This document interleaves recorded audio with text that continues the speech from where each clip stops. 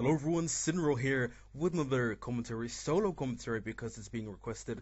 Right now I'm playing Riven in the mid lane, and I really like Riven in the mid lane. As you can see right now, these are my scores with Riven so far in the mid lane, and I'm doing amazingly well with her. She is one of my favorite champions now. I really like champions who use a sword. I love swords, and I must say Riven is the best sword master in the game. And everyone agrees that Riven is broken. She's going to be nerfed soon, but even so, yeah, nice flash from kill there. Even so, I think I will still be able to play Riven. As you will see in this game, I'm completely zoning Orianna, and that is one great thing with Riven. What you can do, I like to take my E first to play a bit defensive and dodge the early poke and skill shots, and then go from a Q, then W, and then a max Q and get ult whenever, then a max E, and then W. So there, a bit of poke, and Orianna had to heal. She couldn't really do much against that. So why is mid Riven so great, in my opinion? Well, first of all, I know people are going to say, well, Synro, you must be a complete idiot for playing Riven in the mid lane when she clearly is a top laner. Well, you might want to say that, but it has happened that Faker is playing Riven in the mid lane, and it's not that I started playing Riven because of Faker. I know Faker's an amazing mid laner, and I have a lot of respect for him.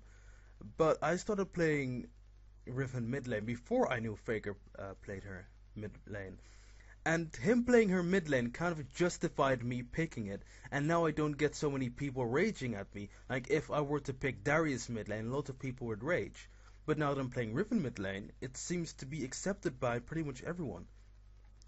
So what's so good about Riven mid lane? You've got a good defense. At most early levels, the enemy can't poke you because your AD is increasing, so your shield is increasing, so you can just shield most of their poke, because usually it consists of one ability. So you can shield their poke, they can't poke you. Then you have a stun, so you can stop their combo, and you can use that time that they're stunned to land other combos, or just to attack them to deal damage, or escape if they engage from you. And then your Q deals a lot of damage, and the knock-up also stops the enemy from doing a combo. So I must say that Riven has mid potential. She has a gap closer. She has wow, messing up here.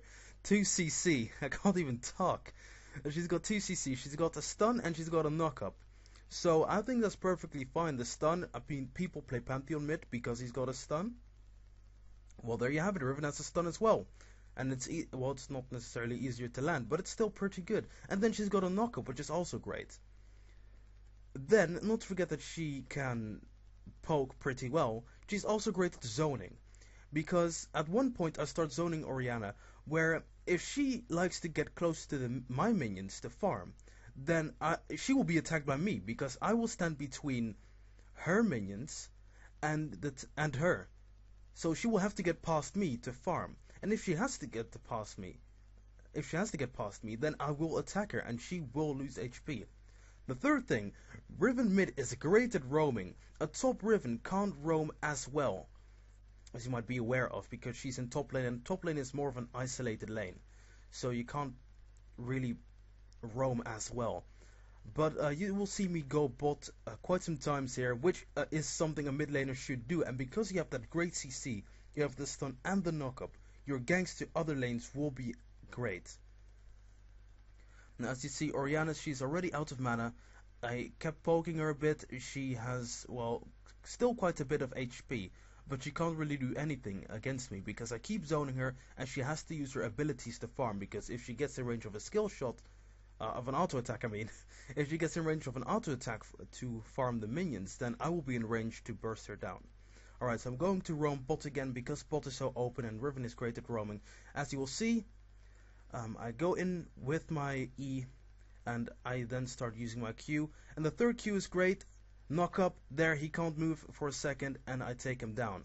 And there I go for Ezreal, he's trying to run away, but I attack him once, flash, Q, attack him once, and there I get the kill. And I wasn't sure if that ultimate was from the enemy Draven or not. I was a bit freaked out by that, but yeah, it was a friendly Draven, so that's good. So Riven, yeah, I'm really enjoying playing her. What I like to play, or the way I like to play her, is I like to go as much AD as possible without being so squishy that I can be one-shot. So what I like to do is rush a BF sword. If you're dominating a lane, rush your BF sword. For sustain, just buy potions, but rush that BF sword. If you're having a bit more trouble in lane and you want some sustain, then I would recommend going for a Vampiric Scepter. If you're not having trouble, rush that BF sword so you can farm easier, you can get kills easier, and it's just a win-win situation for you. Yeah, they got away, unfortunately. So a BF sword, great for poking more and last hitting, and Vampiric Scepter better for sustain if you're struggling a bit. Then I would recommend, a lot of people want to get the Ravenous Hydra because it gives you an extra auto attack on each attack, but let's be honest, I think you can snowball a lot harder with an early Bloodthirster because you can get that extra early AD. And trust me, that extra AD means a lot more in the early game than in the late game. And if I can get so much extra AD early on, it will make me a lot stronger in the lane. I will snowball harder, and I will get the kill easy.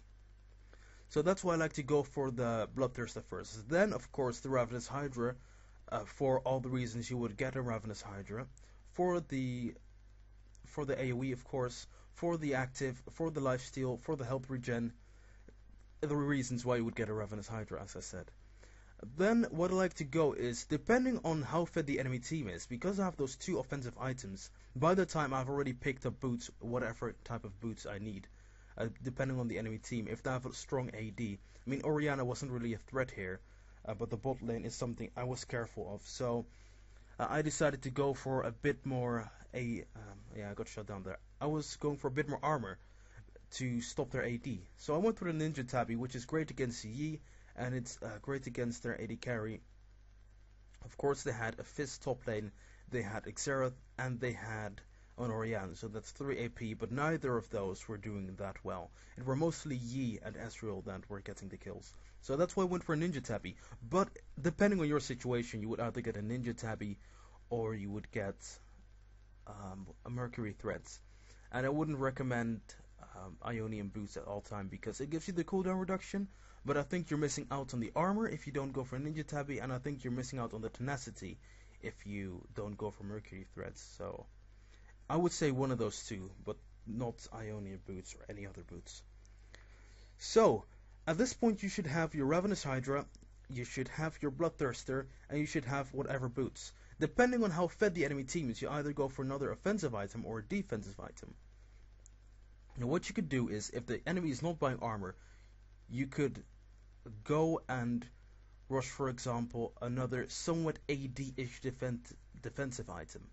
An item like what I like to get for armor, because there aren't that many items that give armor and damage. Of course, you have the Atmas Impaler, but I don't build a lot of HP on Riven, so Atmas feels like a waste. And yeah, this will be funny because I'm talking about waste, but I like to go on Riven. I know you would think of Triforce, and Triforce could work, but I already have a lot of mobility, so I don't really need the Triforce. What I like to go is an Iceborne Gauntlet, and I know the mana gets wasted, the AP gets wasted, but what do you get back for this? Double your base damage or your next auto attack after using your ability. You get a slow, and you get armor. Those are 3 things that you benefit from. Compared to, like, if I were to get an Atmas Impaler, I would get armor, I would get crit chance, and I would get a bit of damage. Those are also 3 things. Just because 2 things get wasted with an item doesn't mean that it's not worth getting the item. Because I still get 3 things that I would benefit from. Same with Atmas Impaler, I would get 3 things I would benefit from. And with AP champions who use mana, or well, not necessarily AP, but champions who skill with AP, and get a bit of extra mana, it's just a bonus for them. But it's not like it's a waste on Riven just because you get 3 out of 5 stats from it. Doesn't mean that it's completely worthless. So for armor, I would like to go that. Then for magic resist, the only item I really want to get on for magic resist is the wow, I forgot the name of the item. I know the name. It starts with an M. It's built from Hex Drinker. Maw of Malmortius. That's the item. Yes, the shield is great. The extra AD, the lower you get, because the lower you get, people will focus you more. So the more AD you have, the more lifesteal you get, which is nice for when you're low on health. and then of course the shield against the AP nukers who might try to nuke you so they can kill you. So that's also something I like about Maw of Malmortius. So let's say you have Iceborne Gauntlet and you have Maw of Malmortius. Next to that you have boots, you have a Bloodthirster, and you have what do you call that item again? Ravenous Hydra. So you can get one more item. Now, depending, if the enemy has a lot of armor, then I would say get rid of either your Maw or get rid of your Iceborne Gauntlet. And I would most likely say get rid of your Iceborne Gauntlet if the enemy has a lot of armor, because then I would sell the Iceborne Gauntlet and get a Last Whisper instead, because you benefit more from the Last Whisper if the enemy has a lot of armor than you do from the Iceborne Gauntlet. And then I would replace the Iceborne Gauntlet with a Guardian's Angel, because a Guardian's Angel is very useful. Some people might think it's a waste. Let's say if they have heavy nukers and they down you before you're right after. I'm talking out of my arse right now. Let's say if you're in a fight, you get downed and not all the enemies are dead yet. You get up and you get killed immediately. So the Guardian's Angel was useless at that point. But it's all personal preference and situational. I would go for, in this situation, because they didn't seem that threatening, I would just go for an Iceborne Gauntlet and a Maw of Malmortius, because I didn't really feel that I need the Guardian's Angel. So that was Riven Mid. I hope you enjoyed it. Also, don't forget to check out my Twitch page, my channel, where I do live streams. I do them almost daily.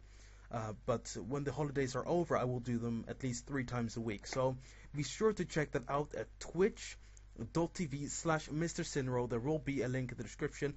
Also, I made a Twitter account and I made a Facebook. Well, I made a Facebook page quite a while ago, but you can check that out as well. I will be doing giveaways for each of those, so be sure to check that out. There will be a link in the description to a video about that, so I can explain it more, because the video is now over and I have to explain this a bit quick and I don't have time for that.